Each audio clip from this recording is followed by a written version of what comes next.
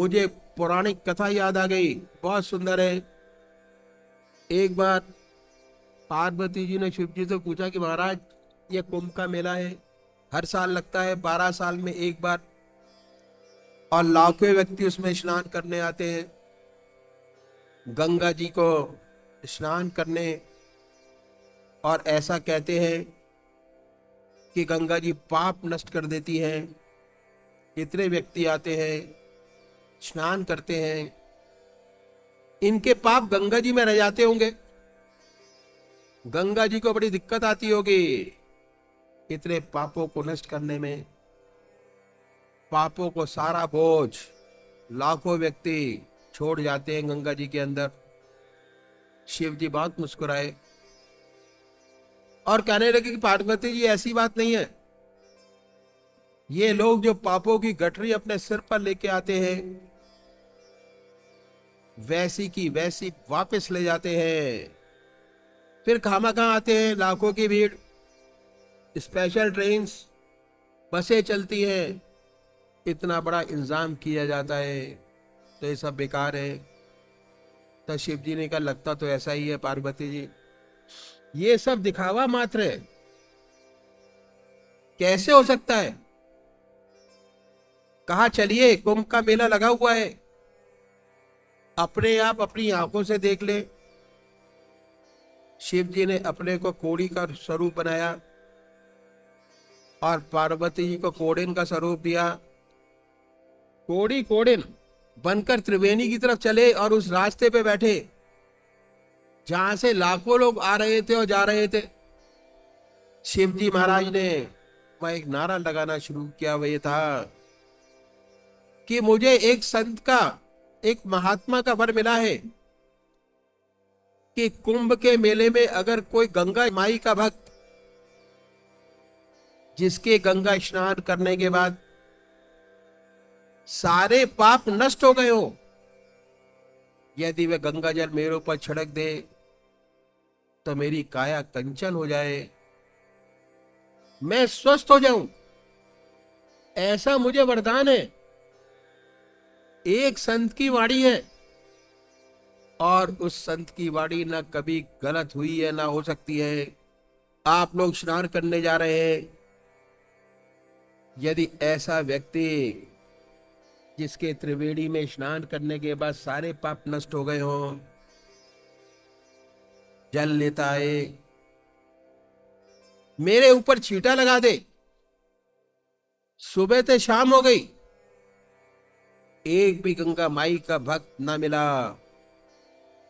जिसने हिम्मत की हो, इतने अनाउंसमेंट के बाद, इतना विश्वास दिलाने के बाद, जिसे विश्वास हो कि गंगा माई में स्नान करने के बाद उसके पाप नष्ट हो गए हो। पार्वती ये तमाशा देखती रही, उन्हें बड़ा विस्मय हुआ कि भगवान ठीक ही कह रहे थे। सायंकाल जब सूरज छिपने लगा तो एक किसान आया, गंगा जी में स्नान किया, पाप नाशनी मां हर हर गंगे का उच्चारण कर पवित्र हो बाहर निकला। कुछ लोगों को वहां खड़े देखा, उसने शिव जी की घोषणा सुनी कि अगर कोई ऐसा व्यक्ति जो छींटा लगा दे तो मेरे शरीर स्वस्थ हो जाएगा। फिर कहने लगा कि त्रिवेणी में स्नान करने के बाद पाप तो रहता ही नहीं, इसमें तो कोई शुभाई नहीं, तेरा शब्द झूठा हो सकता है, त्रिवेणी झूठी नहीं हो सकती। मैं अभी जल लाता हूं, छींटा लगाता हूं। दोबारा गया, फिर उसने स्नान किया इसी विश्वास के साथ कि पाप तो रहता ही नहीं, था भी नहीं और है भी नहीं। उसका जीवन इतना सरल पवित्र था। जल लाया, छींटा लगाया, छींटा लगाते ही पार्वती और शिव जी प्रकट हो गए तो कहा, देखो करोड़ों में एक ऐसा व्यक्ति है जिसे पूर्ण विश्वास है कि गंगा जी में स्नान करने के बाद पाप तो रहता ही नहीं। विश्वास आखिरी मंजिल है, वह विश्वास जो अनुभव से हासिल हुआ हो, जिसने आपके जीवन को पवित्र बना दिया हो, ऐसा विश्वास अंत में काम आता है, पार लगाता है।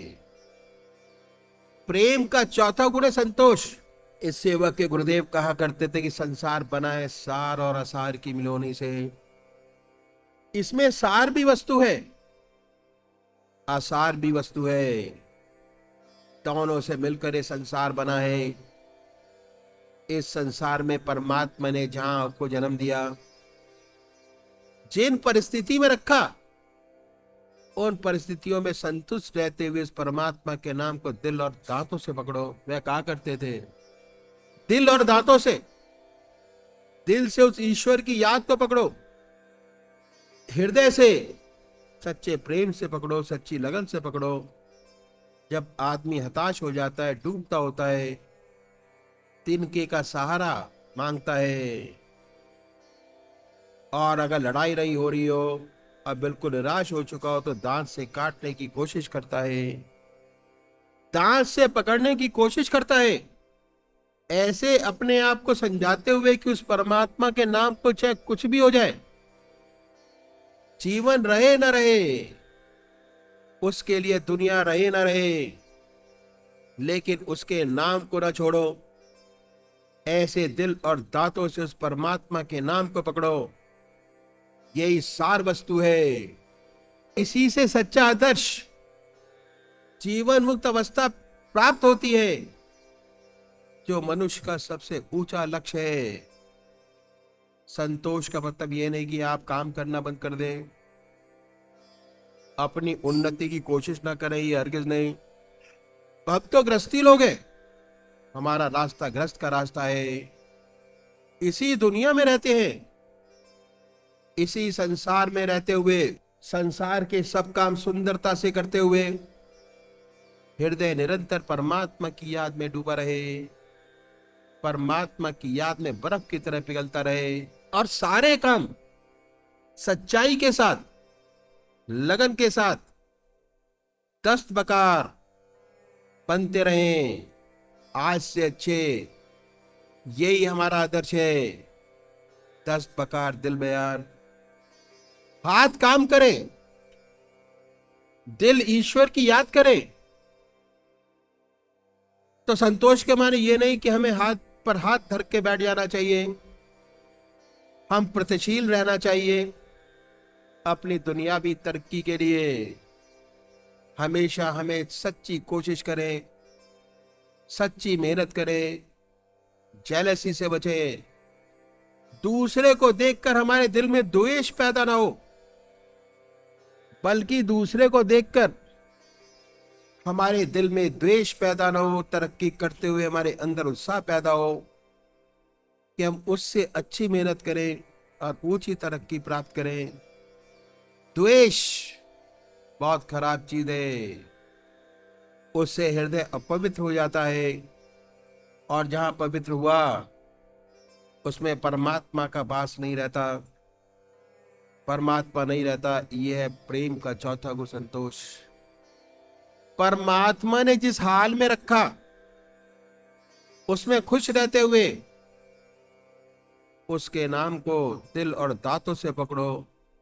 सुख में भी उसी की याद हो, दुख में भी उसी की याद हो। सुख आता है भगवान के अर्पण हो जाता है कि हे प्रभु, आपकी दया कृपा है, आपका दिया है, जैसे चाहे वैसा रखे। जिनका जीवन ईश्वर में हो जाता है, उन्हें कभी ऐसी खुशी नहीं होती कि फूला ना समाया। खुशी आई, भगवान के अर्पण हो गई, परमपिता परमात्मा आपकी देन है, जैसा चाहे वैसे रखे। दुख आया, ऐसा भक्त परमात्मा के चरणों को और कस के पकड़ता है। वह जानता है कि इसका निवारण उसी के चरणों में है और कहीं नहीं है। वह परमात्मा की गहरी याद करता है कि मैं थोड़ा प्रभु से विमुख हो गया, इसलिए कष्ट पड़ा, तो भगवान को और कस के पकड़ता है। संतों की बड़ी सुंदर वाणी है। संतों ने कहा है कि मेरा मन सकल सुखों को धावे, मेरा मन सकल सुखों को धावे, पर कोई सुख हाथ ना आवे। मेरा मन सकल सुखों को धावे, पर कोई सुख हाथ ना आवे। जैसे सेवर की कर सेवा, सुआ बैठ पछतावे। जैसे सेवर की कर सेवा, सुआ बैठ पछतावे। सेवर का वृक्ष होता है, उस पर सेमल का लाल लाल फूल बड़ा अच्छा लगता है, बड़ा अच्छा आता है। सुआ जो पक्षी है उस फूल को देखकर मोहित हो जाता है और इस आशा में बैठा रहता है कि इसमें जब फल निकलेगा तो बड़ा सुंदर प्यारा और मीठा निकलेगा। जब फल आता है तो उसमें रुई का डोडा निकलता है, बड़ा निराश हो जाता है। ये दुनिया हमें बड़ी प्यारी लगती है, लेकिन धीरे धीरे जैसे जैसे आपको अनुभव होता चला जाता है तो ये पता चल जाता है कि ये तो रुई का डोडा है। हंस अकेला आया है, अकेला जाएगा। तो जैसे कर सेवर की सेवा, सुआ बैठ पछतावे। और सांचो सुख दुख के भीतर है, सांचो सुख दुख के भीतर है। इसे कौन समझाए?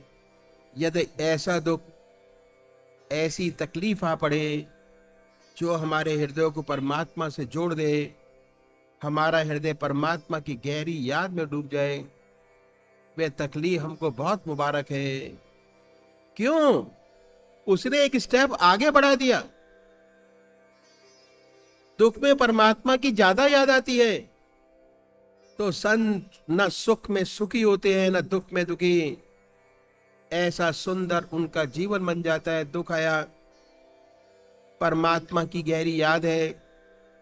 सुख आया, भगवान के अर्पण हो गया और ये विश्वास हो जाता है जब आखिरी इस वक्त आएगा अवश्य उसकी याद आएगी।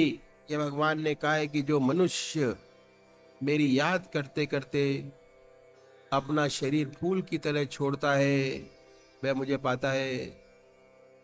सच्चा आदर्श, सच्ची आशा हो जाती है कि जरूर हमें आदर्श सच्चा जीवन प्राप्त होगा और एक दिन ऐसा आएगा कि ज्योति से ज्योति एकाकार हो जाएगी। ऐसे हमारे गुरुदेव कहा करते थे कि निशाते जिंदगी है, जिंदगी का यो बसर होना। निशाते जिंदगी है, जिंदगी का यो बसर होना। निशाते जिंदगी में जिंदगी से बेखबर होना। ये सच्ची जिंदगी। सारे वैभव आपके पास मौजूद है लेकिन उसका कोई असर आपके ऊपर नहीं, इसका कोई ज्ञान नहीं। उसका हृदय हमेशा अपनी आत्मा के रस को चूसता रहता है, निरंतर ईश्वर की याद में लगा रहता है, उसी के आनंद में आनंद विभोर है। इसका सब पर कोई असर नहीं। यही सच्ची जिंदगी है। इसी संसार में है, इसी दुनिया में है, सारे वैभवों के बीच, लेकिन हृदय परमात्मा से ऐसा लगा है कि हम इसका कोई असर नहीं हो। ये सच्ची जिंदगी है। यह प्रेम का चौथा गुण संतोष। विनय और प्रेम जिंदगी का बहुत जरूरी अंग है, बहुत जरूरी। पांचवा गुण है इसार, त्याग और कुर्बानी। एक दिया जलता है, तेल और बत्ती ठीक है, रोशनी अच्छी होगी, धीरे धीरे चिराग की लौ में धुआं पैदा हो जाता है। और ये अक्सर देखा होगा कि जो हमारे पुराने भाई लोग हैं कभी कभी महसूस करते होंगे चिराग में धुआं कैसे पैदा होता है। आप अपनी अपनी स्थिति को जानते होंगे और ये महसूस करते होंगे। तो क्या करते हैं? कैंची से उसे काट देते हैं, तेल और डाल दिया, फिर रोशनी देने लगता है। जब परमात्मा की असीम दया कृपा होती है उसमें परमात्मा का प्रेम जागृत हो जाए, तो फिर ऐसे साधक को चाहिए कि त्याग की कैंची से उस लौ को सदैव प्रज्वलित करता रहे। ऐसा ना हो कि उसमें धुआं पैदा हो जाए। त्याग है शरीर का, त्याग है समय का, त्याग है धन का, सबका त्याग हमें अपनी लौ को कायम रखने में मदद करते हैं।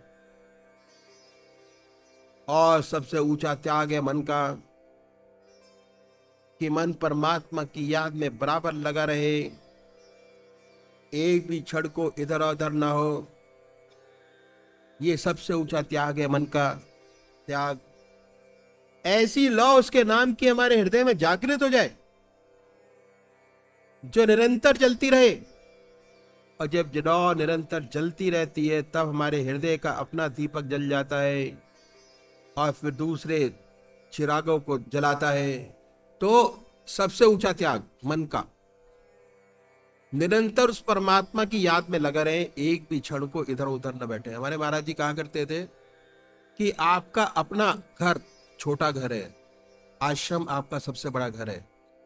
अब क्या है सबसे ऊंचा त्याग मन का? ऐसी लौ उसके नाम की हमारे हृदय में जागृत हो जाए, जो निरंतर जलती रहे। और जब ये लौ निरंतर जलती रहती है, तब हमारे हृदय में अपना दीपक जल जाता है और दूसरे दीपकों को जलाता है। अध्यात्म का रास्ता एक चिराग से अनेक चिराग जलते हैं। अब आपके हृदय में उस परमात्मा के प्रेम की लौ जागृत हो जाती है, तो जो भी दूसरे लोग दीपक संपर्क में आते हैं, उनमें भी रोशनी प्रकट हो जाती है। ये रूहानियत का रास्ता है कि एक चिराग से दूसरा चिराग जलता है, प्रवचन से नहीं होता। इसमें खाली प्रेरणा मिलती है, भागवत से प्रेरणा मिलेगी, यज्ञ से प्रेरणा मिलेगी, मगर असली रास्ता ना भागवत का है ना हवन का है। एक चिराग दूसरे चिराग जलाता है, ऐसा लौ बनना है उस परमात्मा की कृपा का। ईश्वर की याद हमारे हृदय में चलते फिरते, खाते पीते, सोते जागते चलती रहे। ऐसा प्रकाश पैदा हो कि जो दूसरे लोग आपके संपर्क में आए, वो भी प्रकाश में हो जाएं। हम कहते हैं कि पतंगा बड़ा प्रेमी है, लौ पर अपने प्राणों को निछावर कर देता है और अपने आप को जला देता है। लेकिन ये भूल जाते हैं कि पतंगा कब जलता है?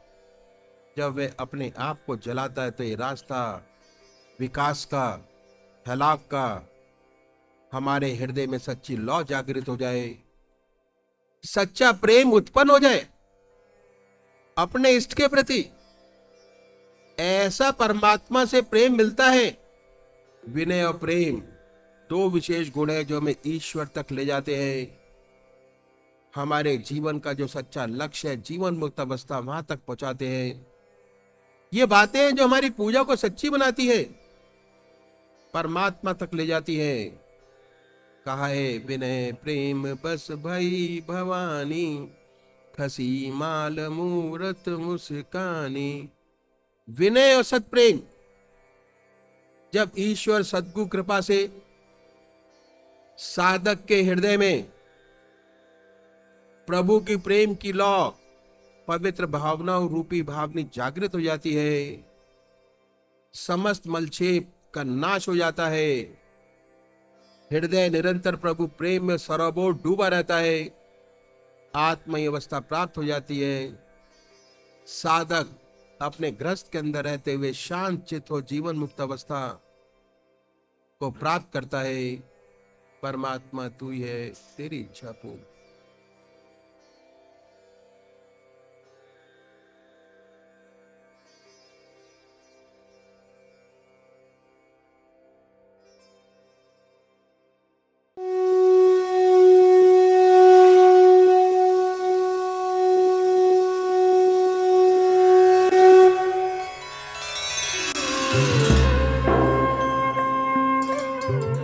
ध्यान योग के कार्यक्रम आनंद योग से निशुल्क जुड़ने के लिए संपर्क करें 9810239677।